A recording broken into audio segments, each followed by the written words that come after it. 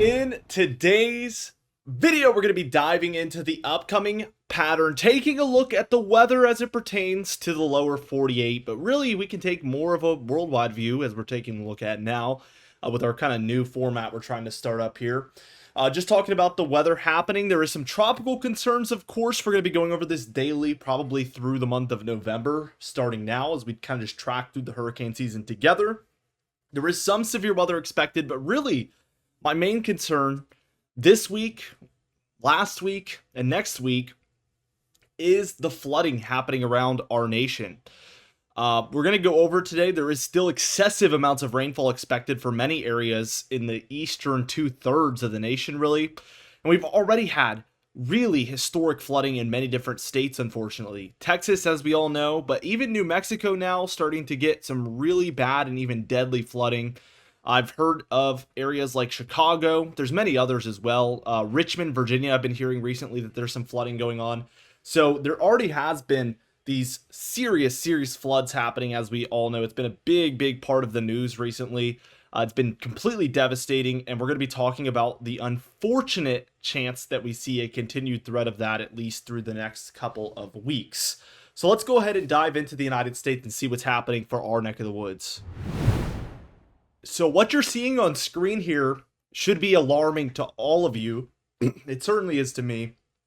And it kind of just paints the picture of what we're currently dealing with because of these weeks and weeks of certain areas seeing a lot of precipitation. It doesn't take a whole lot to create flooding at this point. The soil is already saturated, so it's not really accepting that precipitation. It's already waterlogged. And what you're seeing on screen is all of the current flooding watches, flooding warnings, and flooding advisories around the nation. And we can see dozens of areas. This big one for the Mid-Atlantic is a flooding watch.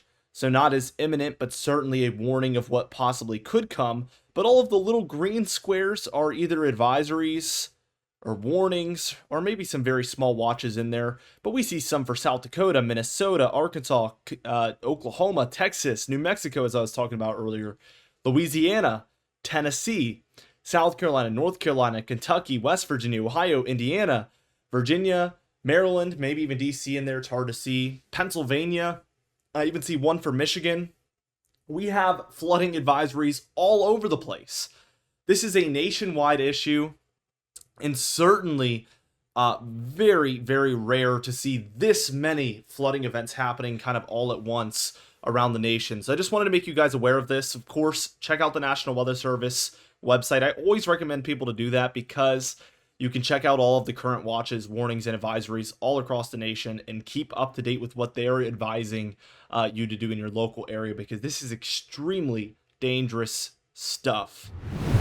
What you're currently seeing here is the excessive rainfall forecast from the National Weather Service, and it kind of works like our Storm Prediction Center outlooks.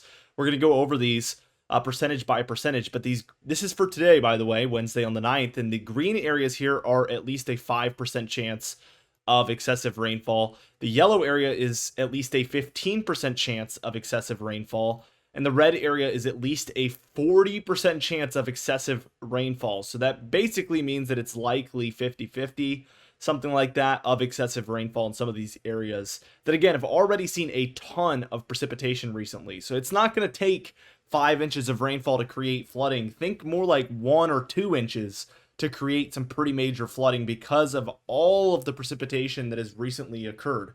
Very dangerous stuff. Looking at day 2, so for tomorrow on Thursday, the 10th of July, we again have that at least 5% chance area in the greens. And then the 2 yellow areas, at least a 15% chance. So Nebraska, Iowa, and then again, South Carolina, North Carolina, Virginia, areas that already might see a ton today and tonight, might get even more for the day tomorrow. And finally, for day 3, which will be for Friday on the 11th of July, we have these 3 at least 5% chance areas, one for the southeast and deep south, one there just to the east of the Rocky Mountains, and then one for a lot of the Midwest. We also have this other at least 15% chance area for, again, Iowa, Minnesota, Wisconsin. They're already having some flooding up there. There might be more on the way, unfortunately. I'm just trying to keep you guys aware of all of this. I know it is a sour subject. It certainly isn't, uh, good at all. This is just terrible, terrible, terrible stuff, and I hate talking about it, but I do feel like it is really, really important to cover, as it is such a pertinent issue currently in our nation. Now, one other thing I can show you guys here is the Climate Prediction Center's 6 to 10 day forecast for the precipitation. And as you can see, pretty much everywhere east of the very far western states is expecting a better chance of above average precipitation rather than below average. So a lot of these areas, especially the southeast and then the deep south central states up the plains, these areas have a really good shot of seeing more precipitation than what's normal for this time of year, on top of what has already pretty much occurred. This is for the days 6 through 10. So this is looking at about a week from now towards the 10-day mark. Really, really concerning stuff that this isn't really expected to slow down anytime soon. So let's go ahead and dive into the model guidance and take a look at what these models are expecting as far as precipitation around the nation. And as you can see, we're taking a look here at our European model, and we are dealing with lots of storminess already in the eastern states as of this afternoon. Also for Texas there, where again, they've had the worst flooding of all of them. Looking towards Thursday here on July 10th, tomorrow, we still see this East Coast area seeing large chances of rainfall and thunderstorms. The thunderstorms are the really bad one, because that's going to give you your best chance of suddenly seeing an inch, 2 inches, 3 inches of rainfall all at once, as opposed to a very slow and steady accumulation, if you will, of that rainfall. So the thunderstorms are going to be the hardest to predict, the hardest to see coming, and the most sudden threat for these flooding events. On a less sour note, we do see some snowfall for the northern Rockies, and I guess for the cold and snow haters, this might be another sour note, but this is kind of a sign of things to come. It's hard to even say that, because this is almost just the peak of summer, and we're seeing snowfall still for the northern Rockies. So and by northern, I mean beyond the US-Canadian border, obviously. Here this is happening in Alberta, but really interesting stuff for the mid-summertime.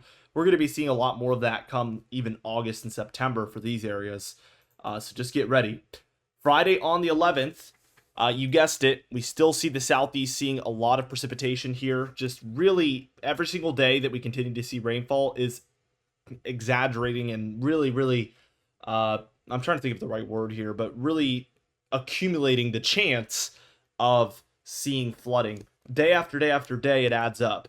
Looking at the northern Rockies, northern plains here, and the upper Midwest, there's a lot of precipitation around again for Friday on the 11th. Hence why we saw the excessive rainfall outlook looking a little bit elevated up there for Friday on the 11th.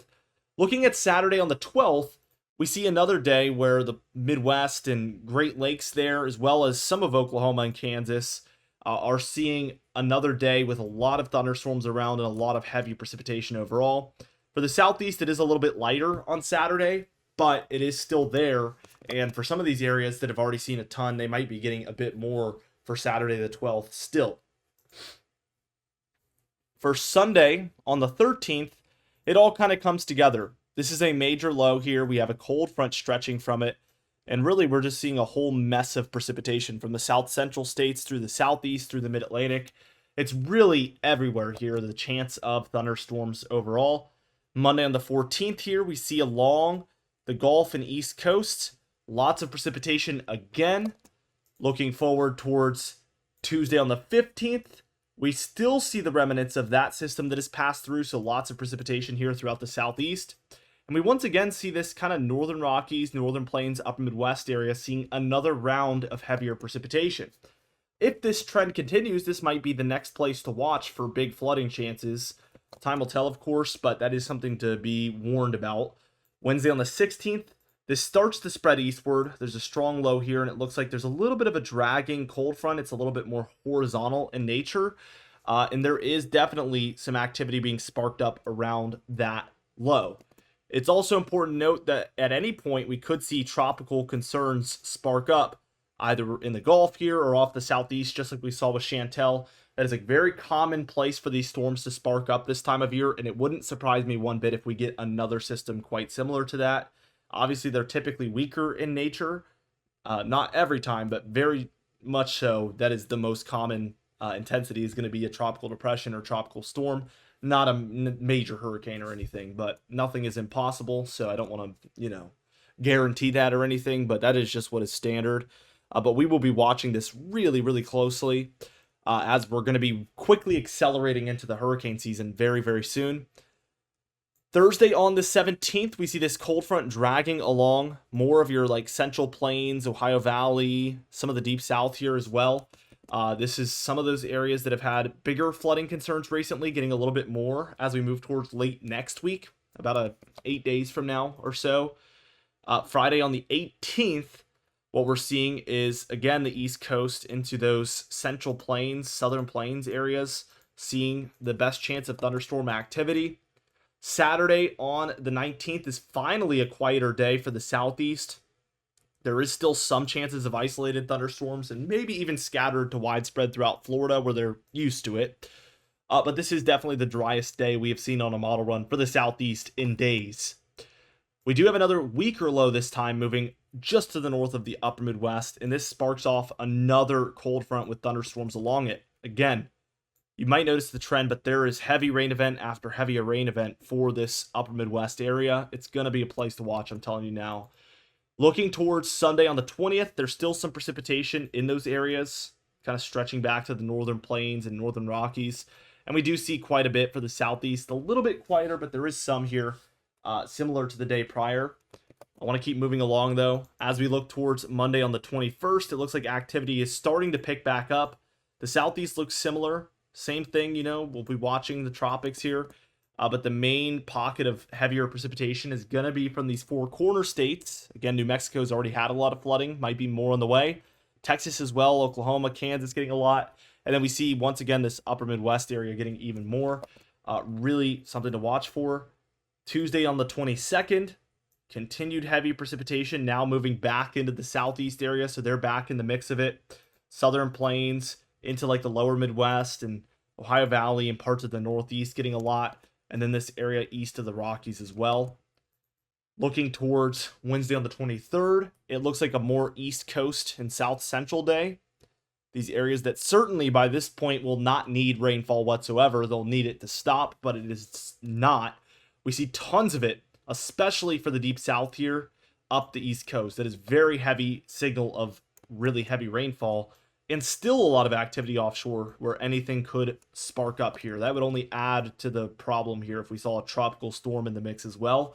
So we'll hope that it does not occur. Total precipitation is pretty excessive, especially in these areas here. Especially the panhandle of Texas there into Oklahoma, where we're seeing maybe 5, 6, 7 inches of rainfall, maybe even more. For some of these areas, you can probably pick up on how that would be problematic. We're looking at 2, 3, 4, 5 inches here for the upper Midwest. And then for this deep southeast area up into the mid-Atlantic, it's another pocket where we're probably seeing mostly 4, 5, 6, 7 inches of rainfall. Certainly enough to cause flooding, especially when you consider the amount that we've already seen pretty recently. Looking at the anomalies, so this is your compared to normal view, we see well above normal for pretty much a lot of your southern plains, a lot of your upper Midwest, two of the areas we've been kind of pinpointing throughout this video. And then for the southeast corridor, it's the most excessive compared to normal over the next 2 weeks. So this is going to be another area to really watch closely. I know they haven't had as many floods recently here until basically yesterday and today. But with this much on the way, you saw all the flooding warnings and advisories at the beginning of the video, the watch. We already can't handle any more for a lot of these, especially central North Carolina and central Virginia areas. They've seen so much recently. They can only handle another inch or two before it would be a serious flood. This is inches above average on top of what's already average over the next 2 weeks, which is already at its basically peak for the year this time of year. So just really, really bad stuff here. Looking at the Storm Prediction Center outlooks, here's day one. This is a messy one, kind of hard to break down, but the lightest green area there is your general thunderstorm risk area, where we expect general thunderstorms, not severe weather, but it is very tricky to forecast, especially trying to make perfect round shapes and try to predict where it's going to be. Things do happen unexpectedly, so please heed every watch warning and advisory. Pay attention. The 3 darker green areas that you can see on screen are your level 1 marginal risk, where we expect isolated severe weather to occur. And then we actually have 3 slight risks as well, which is rare. I don't know how many times I've seen 3 slight risks on screen for a single day, but we have it today. And that is your level 2 slight risk, where we expect scattered about severe weather to occur. The orange area there for South Dakota and a bit of Nebraska is your level 3 enhanced risk, where we expect a little bit more widespread severe weather to occur. Day 2 for tomorrow on the 10th, we do see the general thunderstorm risk, the 2 marginals, and the 2 slight risk areas as well. And then finally for day 3, we have 2 general thunderstorm risk regions. One is almost touching there, but it's not. 2 marginal risk areas and a slight risk there over the Midwest. Don't be surprised if we see the marginal risk, the slight risks, maybe even another slight risk over the Mid-Atlantic or Northeast there. Don't be surprised if we see expansions or upgrades here, since this is day 3. With all that being said, I hope you guys enjoyed this video. I know we've been talking about a lot of dangerous and a lot of bad stuff, but nevertheless, be sure to subscribe. We upload every single day. You can even hit the bell icon for daily notifications when we upload, so you never miss one. Be sure to like the video if you did enjoy it, leave a comment down below, and I'll see you guys in the next video.